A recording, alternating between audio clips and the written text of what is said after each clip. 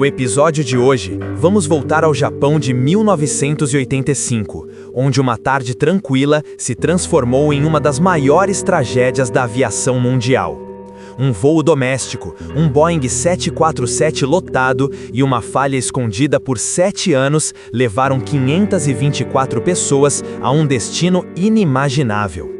Entre bilhetes de despedida, sobreviventes que desafiaram o impossível e mortes que aconteceram mesmo depois do acidente, esta é a história completa do voo Japan Airlines 123. Uma tragédia que marcou um país inteiro e que jamais será esquecida.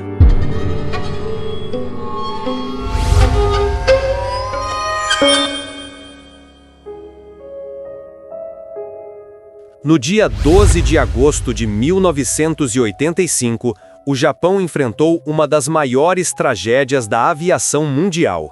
O voo Japan Airlines 123, que deveria ser uma simples viagem doméstica entre Tóquio e Osaka, transformou-se em um pesadelo que resultou na morte de 520 pessoas. Até hoje, esse é o acidente aéreo mais mortal do mundo, envolvendo uma única aeronave. A tarde estava tranquila no aeroporto de Haneda, em Tóquio. Era feriado de Obon, época em que milhões de japoneses viajam para visitar suas famílias e homenagear seus ancestrais. O Boeing 747 SR-46, matrícula JA 8119, estava pronto para decolar, transportando 509 passageiros e 15 tripulantes. A tripulação era extremamente experiente. O comandante Masami Takahama possuía mais de 12.000 horas de voo. Ao seu lado estavam o copiloto Yutaka Sasaki e o engenheiro de voo Hiroshi Fukuda, todos veteranos da Japan Airlines. Nada indicava que aquela seria sua última decolagem. Às 18h12, o voo JAL-123 decolou da pista 15L do aeroporto de Haneda. O trajeto até Osaka duraria menos de 1 hora. No entanto, apenas 12 minutos após a decolagem, algo terrível aconteceu.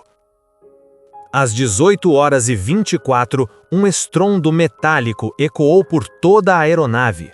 O ar foi sugado violentamente e as máscaras de oxigênio despencaram do teto. O Boeing começou a oscilar, subindo e caindo de forma descontrolada. Dentro do cockpit, os alarmes soavam incessantemente, falha total de pressurização e, logo em seguida, perda completa dos sistemas hidráulicos. Sem controle hidráulico, o 747 tornara-se praticamente ingovernável. O que os pilotos não sabiam era que o painel de pressão traseiro, responsável por manter o ar pressurizado na cabine, havia se rompido completamente. A explosão arrancou parte da cauda e destruiu as 4 linhas hidráulicas que comandavam o avião. Mesmo assim, os 3 homens na cabine lutaram até o fim. Usando apenas o empuxo dos motores, tentaram controlar a aeronave, aumentando a potência de um lado e diminuindo do outro. Era uma luta desesperada, quase impossível, mas repleta de coragem. Enquanto isso, dentro da cabine, 32 minutos de desespero se passavam. Alguns passageiros rezavam, outros choravam, e alguns, com o coração pesado, escreveram bilhetes de despedida. Um deles foi escrito por Hiroshi Kawaguchi, executivo de 52 anos. Ele preencheu 7 páginas de sua agenda, registrando seus últimos pensamentos. A meus 3 filhos, tomem conta de sua mãe. O avião está caindo e vem uma fumaça branca da parte de trás. Podemos ter apenas mais 5 minutos. Nunca mais quero entrar em um avião. Outro bilhete foi encontrado entre os destroços, escrito por Masakatsu Tariguchi, chefe de escoteiros de 40 anos. Machiko, tome conta dos garotos. Essas palavras simples, escritas às pressas, carregam o peso do medo, da impotência e do amor em seus últimos momentos. Às 18h45, o comandante Takahama comunicou à torre de controle: "Estamos incontroláveis." Eles tentavam retornar a Tóquio, mas o avião seguia fora de curso, sendo empurrado pelos ventos em direção às montanhas de Guma. Às 18h56, o Boeing 747 colidiu com o Monte Takamagahara, nas montanhas de Ueno. O impacto foi devastador. Dos 524 a bordo, 520 morreram. Apenas 4 pessoas sobreviveram, todas mulheres.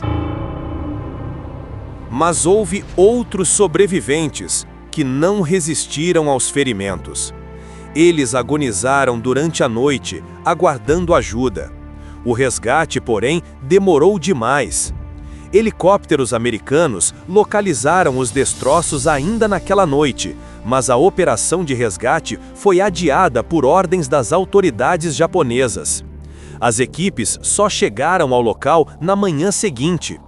Quando finalmente encontraram os sobreviventes, muitos haviam morrido devido à demora no socorro. Entre as 4 sobreviventes estava Keiko Kawakami, então com apenas 12 anos. Ela viajava com o pai e a irmã mais nova, de 7 anos. Keiko contou que, após o impacto, ainda conseguiu falar com o pai. "Papai, me ajude!" Ele respondeu com voz fraca: "Não posso me mexer, não posso ajudá-la." Mais tarde, Keiko conversou com a irmã e perguntou: "O que o papai está fazendo?" A menina respondeu: "Papai e mamãe estão frios." Pouco depois, a irmã de Keiko morreu. Keiko sobreviveu, assim como Yumi Ochiai, uma comissária fora de serviço, e Hiroko Yoshizaki, com sua filha Mikiko, de apenas 8 anos. Foram encontradas entre árvores e destroços, feridas, mas vivas. Entre os mortos estavam empresários, famílias inteiras e o cantor Kyu Sakamoto, famoso pela música Sukiyaki.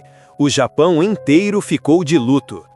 A investigação revelou que o desastre teve origem 7 anos antes, em 1978, quando o mesmo avião sofreu um incidente durante o pouso em Osaka. A cauda tocou a pista e danificou o painel de pressão traseiro. A Boeing foi responsável pelo reparo, mas o serviço foi mal executado. Os engenheiros usaram 2 chapas sobrepostas em vez de uma única peça reforçada. Essa falha reduziu a resistência da estrutura, que cedeu após milhares de ciclos de pressurização. O desastre, portanto, foi consequência direta de um erro humano e de uma inspeção negligente. O presidente da Japan Airlines renunciou publicamente, pedindo desculpas de joelhos às famílias das vítimas. E a tragédia se estendeu além das montanhas. Suicídio em terra.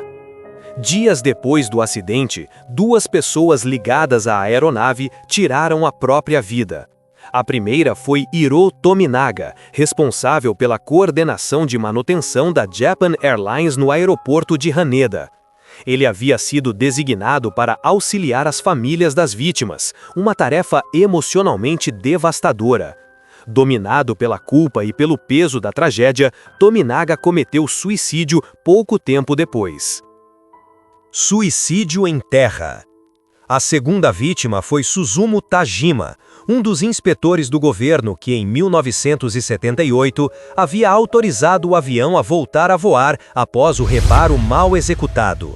1 ano e meio após o acidente, Tajima também tirou a própria vida.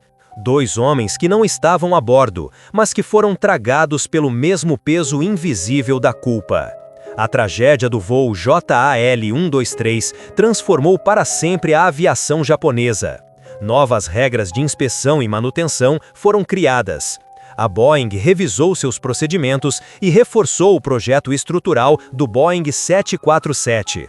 Mas nada foi capaz de apagar as marcas deixadas por aquela noite.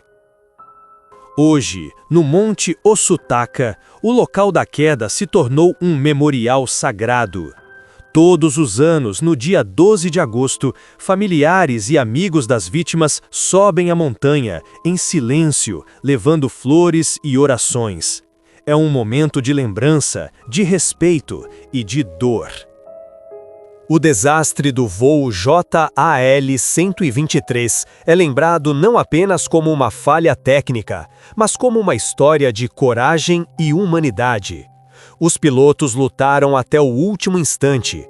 Os passageiros enfrentaram o destino com dignidade. E o Japão aprendeu, de forma amarga, que cada detalhe, cada rebite, cada inspeção, cada decisão pode significar a diferença entre a vida e a morte. No fim, o legado dessa tragédia vai além dos números. É uma lembrança eterna de que o progresso humano custa caro e que a segurança, na aviação e na vida, nunca deve ser tratada como detalhe. Este é o Fita Zebrada. E se você gosta de histórias reais que marcaram o mundo, inscreva-se no canal, ative o sininho e deixe seu like. Isso ajuda muito o nosso trabalho. Até o próximo vídeo!